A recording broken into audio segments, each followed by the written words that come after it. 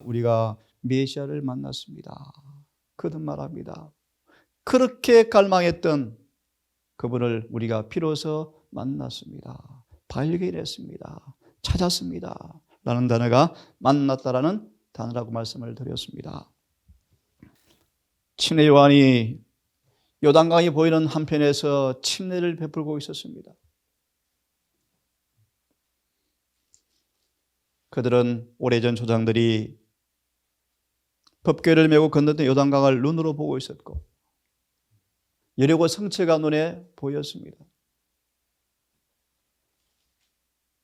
그들은 깊은 감명으로 침례 요한의 설교를 듣고 있었습니다.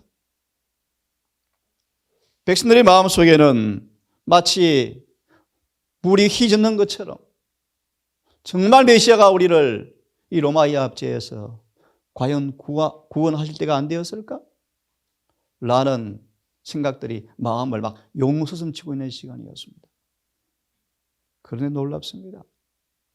수많은 보리는 흑암이 얼마나 짙은지 이제 말씀을 보겠습니다. 빛에는 소경이 되었고 기별에는 귀머거리가 되어버렸습니다. 하늘에 참된 기별이 선포되어지는데 그 기별을 지배해 보려고 한 줌 안 되는 인간의 권세를 가지고 조사해 보려고 그렇게 기별을 선포했던 침례 요한마저 내 지배하에 있다, 내 부하다 라는 오만과 교만과 기득권과 편견으로 얼마나 기별의 소경과 기머리가 되었는지 처참한 흑암이 이제 읽어보시기 바랍니다. 빛이 비추고 있는데 알아보지를 못해요. 미리 결론 드리겠습니다. 이 빛을 알아본 네 사람이 있었죠. 최초의 예수를 만난 사람들. 누굽니까? 침례 요한의 두 제자 안드레와 요한, 시몬과 필립과 나다나엘. 이제 좀 이따 그런 부분을 같이 어떻게 이 사람들이 처음 예수를 발견하게 되었을까? 그들의 특징들을 다음에 보기로 하고 이 아침 앞에 부분을 함께 묵상해 보기로 하겠습니다. 자, 이 말씀을 다시 한번 이해하기 위해서 우리 정은의 말씀을 좀 같이 몇 개를 좀 보고 시작했으면 좋겠습니다. 예레미야 17장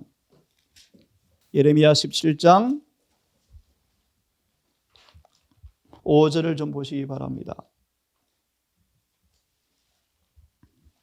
5절을 보시면 특별히 예수를 처음 만난 사람들이 어떻게 침례 요한의 기별을 통하여 빛을 깨닫고 특별히 사도 요한 같은 사람은 놀라운 사람이었습니다. 요한복음 1장 14절에 독생자의 영광을 분별하는 최초의 사람이었대요. 요한은요, 예수에게서 비치는 그 영광의 빛을 알아본 최초의 사람이었대요. 자, 어떻게 그들이 그런 은혜를 누릴 수 있었는가? 17장 5절을 보시면요. 나 여호와가 말하노라 무릇 사람을 믿으며 혈육으로 권세를 삼고 이제 좀 더 보겠지만 서기관과 바리새인들 사내들인을 구성하는 회원들은 이런 사람이었어요. 혈육을 믿고 권력을 의지하는 사람들이었대요. 이들은 빛이 비치고 있고 그들의 구주가 그들 가운데 서 계셨지만 알아보지도 분별하지도 못했답니다. 혈육으로 권력을 삼고 마음이 여호와께서 떠난 그 사람은 저주를 받을 것이라. 8절을 보시면 그들은 마치 사막의 떨기나무 같아서 좋은 일에 오는 것을 보지 못하고 광야 간조한 곳 근근한 땅 사람이 거하지 않는 땅에 거하리라. 참고로 이렇게 떨기나무는 그냥 의미만 말씀드립니다. 난민의 의미를 내포하는 단어입니다. 참 불쌍한 모습이죠, 그죠? 인간의 혈육을 믿는 사람들, 자신을 의지하는 사람들, 권력을 순리하는 사람들, 물질을 의지하는 사람들, 이런 사람들을 가리켜서 뭐다? 난민이다, 곱창나무다, 사막의 떨기나무다, 황폐한 불모를 상징하는 단어입니다. 우리가 그런 모습이었죠. 특별히 소돔과 고모라가 이렇게 불리웠답니다. 예. 하지만 7절의 말씀, 무릇 여호와를 의지하며 여호와를 의뢰하는 사람은 복을 받을 것이라. 이 9절의 주석을 보시면 침례 요한의 기별이 선포되어지고 정말 성화된 입술을 통해 선포되어지는 말씀을 통하여 능력이 시인되어지고 확정되었지만 그들은 주님께로부터 비치는 빛을 알아보지 못했던 왜 그런 일이 생겼을까? 17장 5절을 보시면 세상을 의지하면 치명적이다. 사단이 예수에 대한 시험과 유혹에서 패배한 이후로 화가 나서 결심한 것이 있어요. 내가 예수를 지배하지는 못하지만 유대인들은 지배해버려야 되겠다. 그렇죠? 그래서 편견과 어둠으로 그들을 완전히 마음을 사로잡아서 구절을 못 믿게 하는데 그게 성공적이었죠. 그렇죠? 자, 이 부분은 읽지 않겠습니다. 세상을 의지하면 치명적이다. 네. 두 번째, 17장 25절의 주석을 좀 보기를 바랍니다. 빛에는 뭐였다? 소경이었고 기별에는 뭐였다? 귀머거리였다. 이 말씀을 한번 읽어보기 원합니다. 하나님의 백성들이 이방 세계에 전해야 할 거룩하고 영원한 진리의 보물 창고로 보고로서 하나님의 지경하신 곳에 섰더라며 예루살렘은 지금까지 그대로 서 있을 것이었다. 하지만 이제 곧 어떻게 될 거예요? 우리 요즘 이사야 공부하고 있죠. 아수르가 와서 주님께 약을 주니까 말을 안 듣자 더 심한 병이 오죠. 바벨론에 와서 또 그들을 공격하죠. 마침내 뭐 합니까? 멸망해버리죠. 그죠? 서 있을 것이었다. 그러나 그들은 반역의 백성들이었다. 참 기가 막힌 얘기 아닙니까, 여러분? 아브라함의 택한 선민들이 반역의 백성이 되어버렸다. 소망 때가 참에 기억납니까? 세상을 구원할 대리자로 부름받은 그들이 모조 복음으로 세상을 속이고 세상을 멸망시키는 사탄의 친구가 되어버렸다. 대리자가 되어버렸다. 이 남은 교회는 그런 길을 안 걸을까요, 여러분? 그것이 훨씬 맛있거든요. 참 두려운 얘기입니다. 그들은 반역의 백성들이었다. 그리고 하나님께서 하실 수 있는 모든 일, 즉 그의 독생자를 보내시는 일까지 하였을 때, 지금 오늘 장면이에요. 이제 그들은 성경과 하나님의 능력에 대해서 무지하였기 때문에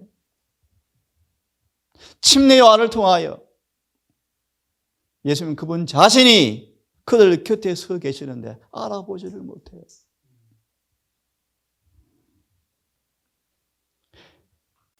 성경과 능력에 대해서 무지하였기 때문에 파멸해서 그들을 구원할 수 있는 유일한 도움마저 거절하였다.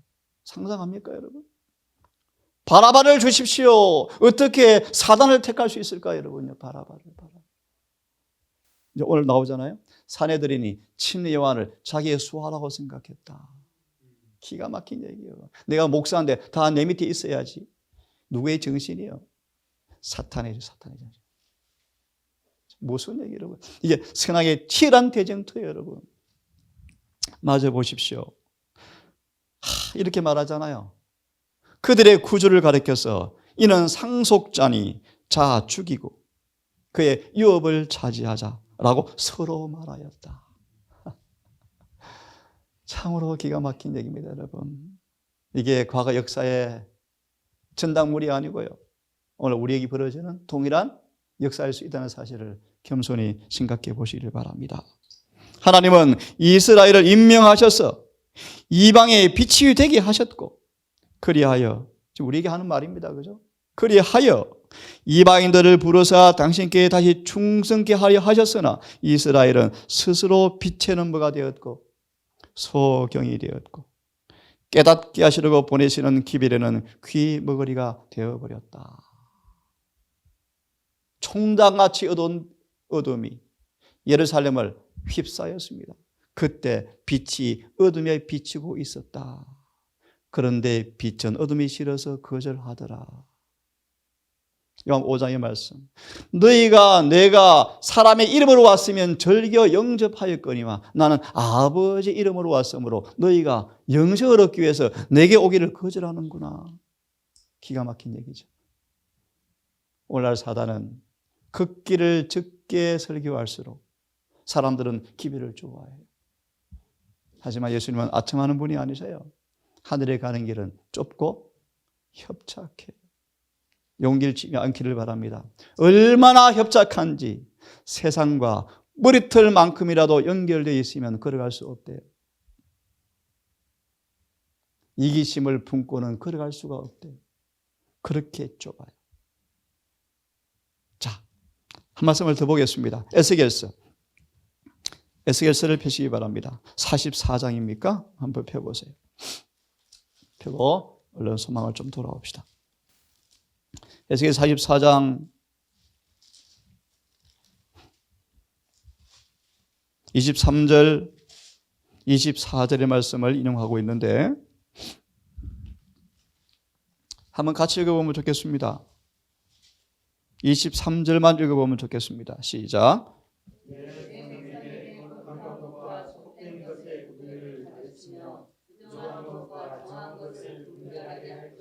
예, 참 중요한 말씀이요. 무엇이 거룩한 것이, 무엇이 속된 것인지. 그래서 침례 요한은 어떤 사람이었습니까? 의와 죄의 경계선을 확실히 구분짓는 사람이었죠. 그죠? 완전한 의가 무엇인지 이 구절의 주석을 좀 보시기 바랍니다. 44장 23, 24절의 말씀에 꽤 많은 내용이 있지만 다 읽을 수가 없고요. 자, 쭉 건너뛰어서 마지막 문단만 한번 읽어보고 소망을 제가 말씀을 드리겠습니다. 마지막 문단만 펴십시오. 그 앞에 여러 가지 말씀이 많아요. 염려하지 말라, 낙담하지 말라, 뭐 여러 정당하게 드리라, 괜찮을 것이야. 수많이 아첨을 해요. 예레미야가 그런 얘기죠, 그죠? 예레미야는 너희 벌받아 빨리 깨자. 그의 선자가 뭐라 그래요? 아니야, 괜찮을 거야. 결국 좋아질 거야. 하나님 지켜주실 거야. 쭉 그렇게 얘기하잖아요. 근데 그런 장면을 마치고 그 다음 장면을 말씀해요. 하나님께서는 당신의 종들에게 사탄의 활동을 분별하지 못하는 일이 없도록 빛 가운데서 그러며 그들의 눈을 어둡게 가리지 말 것을 요구하신다. 네, 그죠? 빛이 왔는데, 참 빛이 왔는데 알아보지를 못하잖아요. 나보다 큰 분이 지금 여기 계신다. 요한복음 1장 9절로 50 몇 절까지 읽어보시고. 근데 알아보지를 못하는데 친애 요한이 보라 저분을 보라 라고 말하자 최초로요. 안드레하고 누가요? 요한이 알아보고 막 끌려가요. 주체할 수 없는 사랑의 능력에 막 끌려갔대요. 끌려가서 그분을 보는 것으로 만족하지 않고 살고 싶어서 어디 계십니까? 왜? 말씀을 더 듣고 싶어요. 그 두 제자가 누구요? 안드레와 요한이요. 그들이 최초의 제자들이 되었어요. 여러분도 그런 불의의 사람이 되었기를 간절히 바랍니다. 그들은 사탄의 간교함을 인하여 무엇이 거룩한지 무엇이 속된지를 우리는 알아야 돼요. 그죠? 그들은 마귀의 간교함을 인하여 위험에 빠진 자들을 경고하고 책망할 준비를 갖추고 있어야 한다. 우리의 의무요, 의무. 종들의 의무요. 부모들의 의무요. 사단은 유리한 고지를 점령하기 위해서 다방면으로 일한다. 그는 쉬지 않는다. 그는 끈기가 있다. 정말 마귀요, 마귀. 그는 진리와 하늘 왕국의 유익에 대항하여 싸우는 그의 싸움에서 모든 환경을 이용합니다. 자신에게 유리하게 하는 일에 있어서 주의 깊고 교묘하다. 하나님의 종들이 사탄의 관계에 대하여 마땅히 깨어 있어야 할 만큼 절반도 깨어 있지 못한 사실은 통탄할 만한 일이다. 많은 사람들이 마귀가 그들을 떠나도록 그를 대적하는 대신에 흑암의 세력과 타협하는 경향을 나타낸다. 소망을 돌아오십시오. 우리가 메시아를 만났습니다. 침례 요한의 탄생이 잊혀져 가고, 여러분 기가 막힌 일입니다. 여러분, 침례 요한의 신비한 탄생이 이제 잊혀져 가고 속담처럼 지내져 버리고 다시 어둠이 깊이 임했어요. 갑자기 때가 되어지자 낙대의 털옷을 입고 석청을 먹는 엘리야 같은 모습을 한 침례 요한이 기비를 선포하기 시작합니다. 침례를 줍니다. 요단강에서 사람들은 다시 마음속에 뭔가 막 일이 일어나고 있어요. 그때요, 두 번째 문단에 이렇게 말합니다.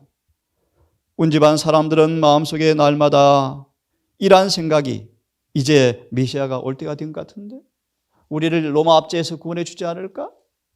가난해서, 초가집에서, 이 어려운 상황에서 우리를 더 나은 모습으로 바꾸어 주지 않을까? 라는 희망이 마음속에 용서섬치고 있었다. 이 종교 당국자들에게도 이런 영향이 이제 보이면서 그 다음 말씀을 좀 보세요. 유대 관원들은 두려워하면서, 하지만 침례 요한은 교회 당국자들의 권위를 인정하고 자신의 사업에 대해서 산헤드린의 재가를 받으려고 의도가 없었다. 그렇죠? 그러자요, 관원과 이 사람들이 뭐라고 생각합니까? 뒷부분에 보시면 끊임없이 정대되어지는 요한의 영향력을 바라보면서, 요한은 산헤드린에 복종하지 않았지만 산헤드린 회원들은 요한이 공중의 교사로서 그들의 관할 아래 있다고 생각하였다. 참 우스운 얘기죠, 그죠?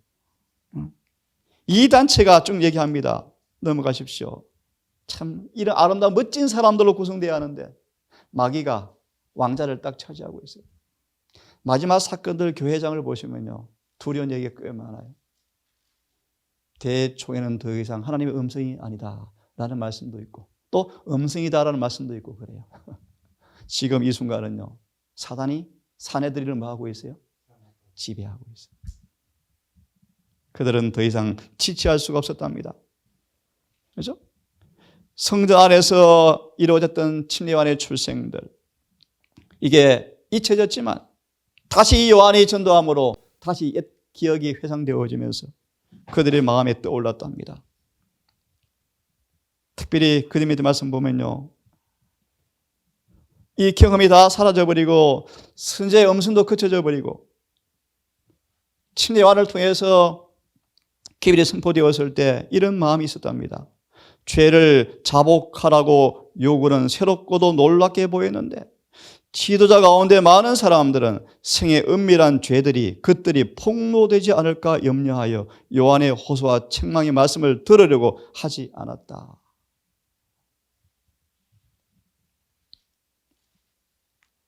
그들은 다니엘 9장의 예언이 성취되고 있다는 사실을 거의 감지했대요. 그죠? 70주일의 예언을 거의 다 알고 있었대요.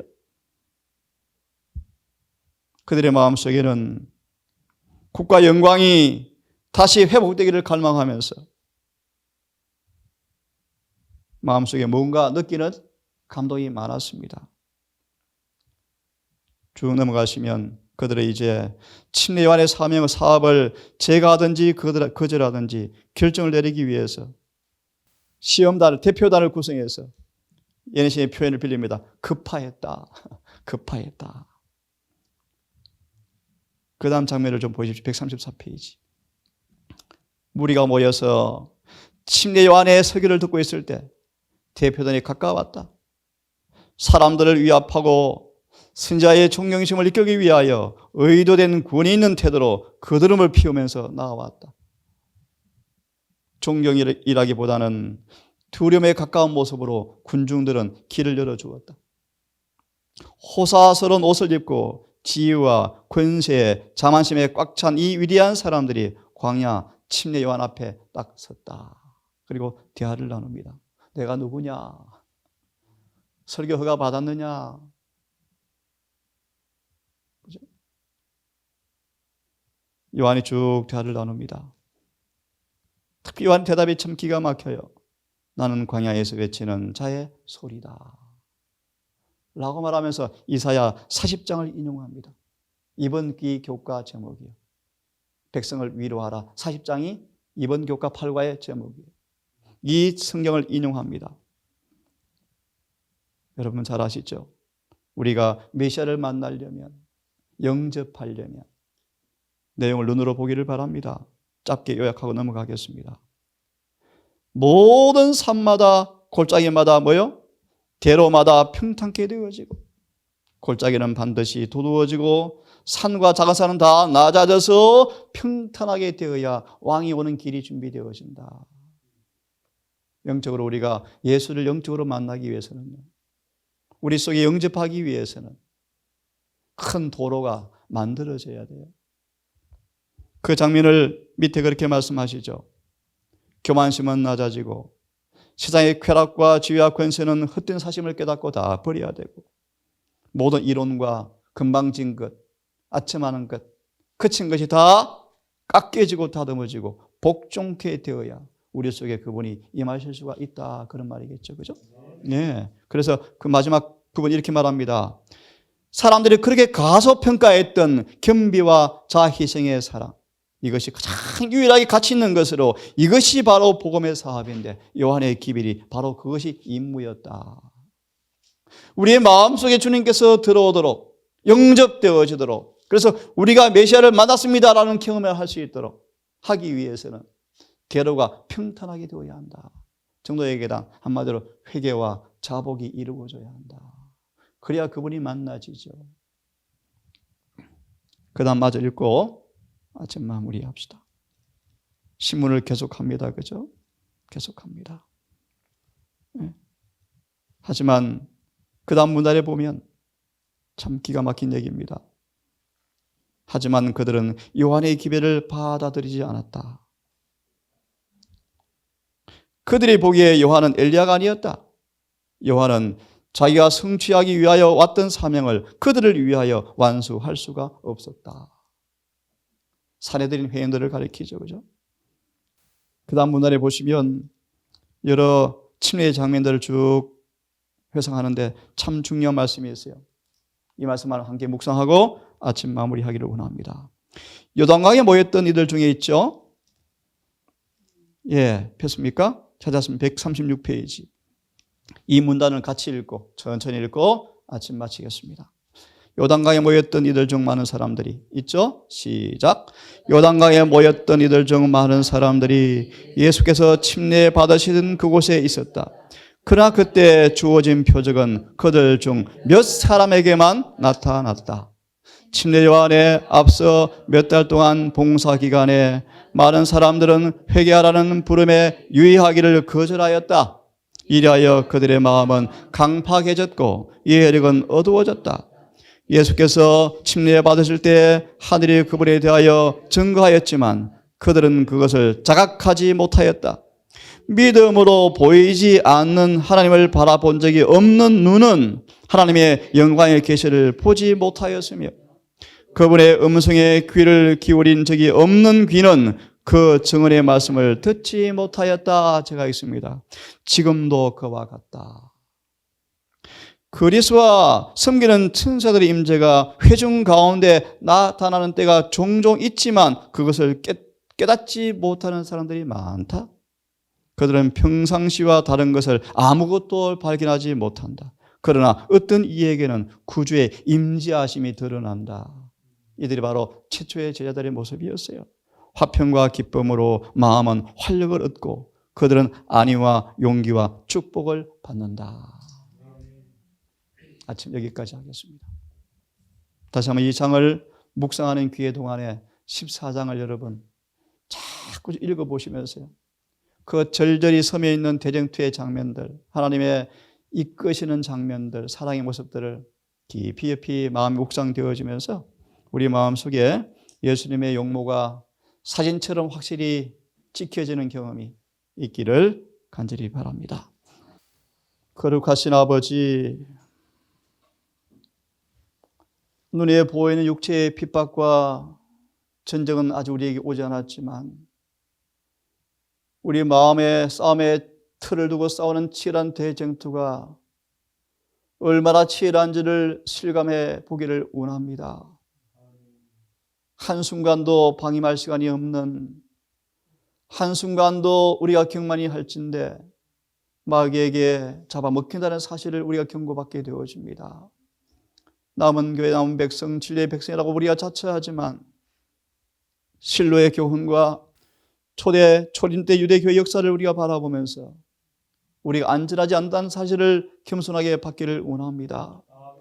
아버지, 동산의 식구들 긍휼을 더하여 주셔서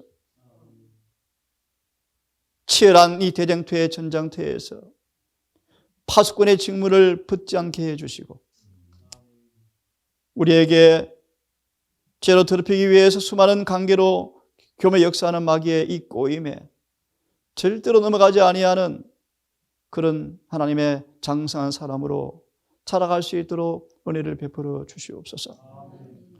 소망을 묵상하는 가운데 주님의 생의 한 흔적들, 한 장면들을 낱낱이 깊이 묵상하며 우리의 마음에 확실히 그려 넣게 하셔서 에녹처럼 날마다 주님을 묵상하고 바라보는 경험을 통하여 우리의 삶 또한 구속의 놀라운 과정들이 하늘의 변화의 모습으로 이루어지는 변화의 모습이 우리 삶 속에서 확실하게 이루어지게 해 주시옵소서. 아버지, 오늘도 한날이 주어졌고 하늘 책에 무엇이 기록될까 하늘은 준비하고 기다리고 있고 하늘 천사들은 우리 곁에 있다는 사실을 잊지 말게 해 주셔서 이 한날도 주님과 동역하며 아름다운 동행, 아름다운 열매 맺는 하루가 되게 하셔서 아버지께 영광되게 하시고 우리의 삶 속에 평안과 구원의 확신이 가득한 날 될 수 있도록 인도해 주시옵소서. 특별히 시간 다시 한번 주님 기도하는 것은 이 땅에 영생을 유업으로 받을 또 한 아이가 주님 맡기신 태중에 있는 아이를 아버지 기억하여 주셔서 산고의 진통이 이제 오게 되어지고 형언할 수 없는 여자의 고통이 임해 오지만 하나님, 사는 주의 딸에게 주님을 믿는 믿음을 통하여 은혜로 이 일을 성화시키게 하셔서 기쁨이 되게 하시고 또 건강 아이가 출생되게 하셔서 이 가정이 주의 놀라운 영광을 보는 또 구원을 경험하는 시간 될 수 있도록 긍휼을 베풀어 주시옵소서. 오늘 하루를 주께 맡기오니 우리 모든 동산 식구들 주님과 함께하며 은혜 충만한 하루가 될 수 있도록 성령님 인도해 주시기를 우리를 사랑하시는 예수님 이름 의지하여 감사하며 기도드리옵나이다.